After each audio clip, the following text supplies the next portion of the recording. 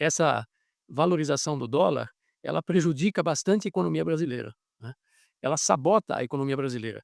Um câmbio a 6,27, ele gera inflação, né, porque você vai estar importando uma série de insumos, de máquinas e etcétera, mercadorias para o Brasil com preço maior. Então a pior coisa que pode acontecer é a subida da inflação, porque aí o Banco Central tem todos os argumentos para aumentar a taxa de juros. Aí você derruba a economia. Então, eh, quem começou essa história foi o Roberto Campos Neto. A partir de abril, ele começou a fazer uma campanha dizendo que o ajuste fiscal do governo não era satisfatório, o governo não estava tendo uma gestão adequada, uma gestão fiscal adequada e, portanto, eh, a dívida pública ia continuar subindo. Bom, isto e aí ele começou a instigar o mercado a dizer: "Olha, vai ter então, vai subir o câmbio, vai sair capitais do Brasil, porque eles não vão confiar na dívida pública brasileira e tudo mais". Ele conseguiu criar esse movimento, né, de saída, né, não foi só ele, é verdade que também o dólar se valorizou em outros países, mas, no Brasil, isto foi exacerbado por essa criação de expectativas negativas, tá certo? E aí a coisa foi caminhando, né, e agora, nesse interim, o Banco Central deixou solto, deixou correr solto, não fez nenhuma intervenção. O Banco Central começou a fazer intervenção no câmbio 4, 5 dias atrás só que ele começou, quando o câmbio já estava acima de 6, não é. Então, se ele tivesse começado a fazer em abril, eu não me lembro quanto estava o dólar exatamente, mas devia estar 5,60, 5,50, alguma coisa assim, devia estar. Se ele começasse a fazer, ele dava uma sinalização que o Banco Central não ia permitir que houvesse uma ascensão do câmbio, né. E ele deu sinal contrário, ele falou: "Não, eu não vou fazer intervenção no câmbio", né, e o mercado aplaude. Bom, então ele falou: "Olha, o mercado o câmbio está ao sabor de vocês". Aí você cria aquele efeito manada, né, porque todo mundo sabe que o câmbio então vai valorizar, porque o Banco Central não vai intervir, e todo mundo se posiciona para ganhar, porque tem muita gente que ganha, né. Quando você faz operações de compra no mercado futuro, você está ganhando, né. Então, eh, então se criou esta corrente e o Banco Central só foi começar a atuar agora, quer dizer, menos de uma semana atrás, e é mais ou menos aquela história, né, quando você tem um tumor pequeno, né, você consegue facilmente controlá-lo, né. Você tira o tumor, usa quimioterapia ou faz uma cirurgia. Mas quando você deixa o tumor crescer a partir de um certo tamanho, aí fica mais difícil controlá-lo, né, porque já tem um movimento instalado de capitais, e são, lá fora, posições do mercado de derivativos de grandes fundos, né, nesse sentido. Então, eles conseguiram criar uma espécie de crise cambial.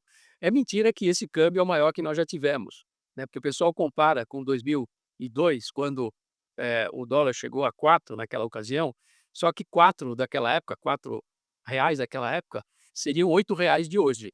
Então tem manchete aí errada, né, o valor de maior taxa não é verdade, né. Você tem que corrigir pela inflação, aqueles 4 são 8, mas não deixa de ser um patamar elevado de câmbio e, como eu disse, faz um grande estrago.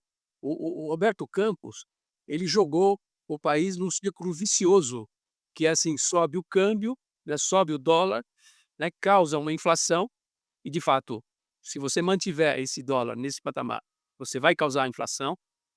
O IGPM, que é o índice de inflação que capta principalmente câmbio, né, ele já está detectando uma alta, né, e aí você confirma que tem que eh eh, subir muito o juro, né. Então está criado aí uma camisa de força para o governo Lula, né.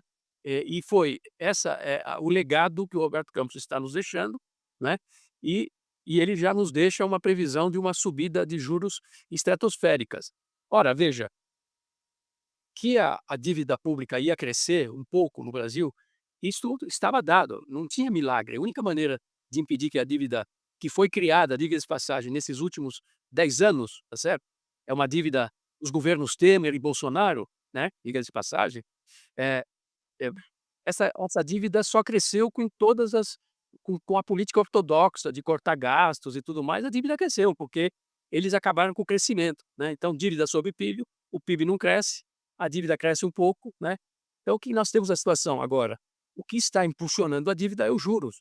Esse juro que se for a 14,5%, não só vai ser um desastre econômico, porque vai inibir o crescimento na véspera da eleição de 26, vai inibir o crescimento, como vai criar vai impulsionar a dívida. O principal impulsionador da dívida é o pagamento dos juros, né. Esse pagamento dos juros, esse volume dos juros, o ano passado foi mais de 6% do PIB, né. Este ano deverá ser mais do que isso, vai fechar em torno de 7% do PIB. Então você veja, quem é que causa a dívida?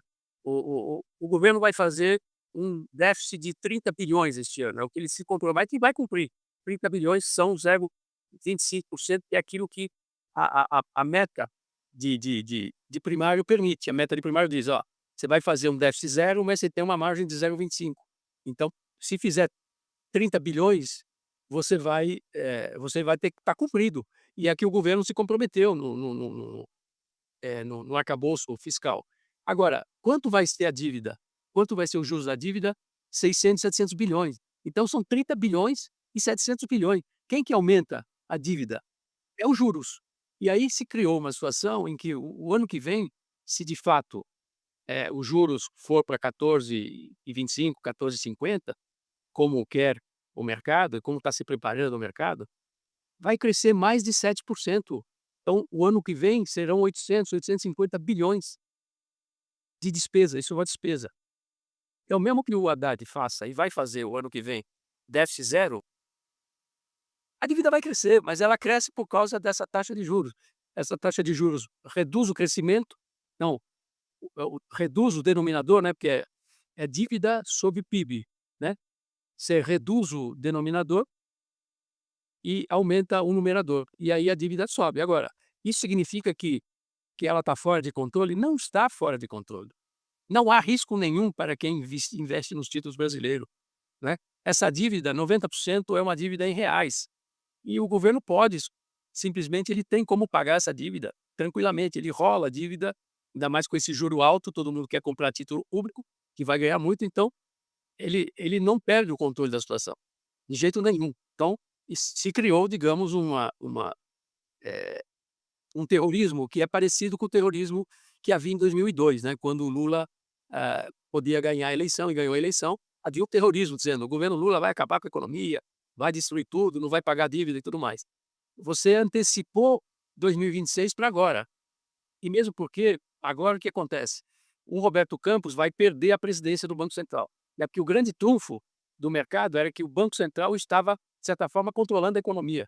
Ele está mandando na economia, ele está mandando na política fiscal, que ele está dizendo: "Olha, vocês não podem aumentar subsídio, você não pode aumentar gasto, você tem que fazer esse resultado", né. E com uma, digamos, uma arrogância impressionante. Se vocês olham a a a ata da a ata do Banco Central, a ata que justifica o que aconteceu, a subida de 1%, a ata é arrogante, diz: "Olha, o governo não fez isso, tem que fazer aquilo, tem que fazer política", ou seja, é o rabo controlando o cachorro, o rabo, a política monetária controlando a política fiscal e e controlando o país. Então, esse é o grande problema que temos, o grande desafio que temos pela frente.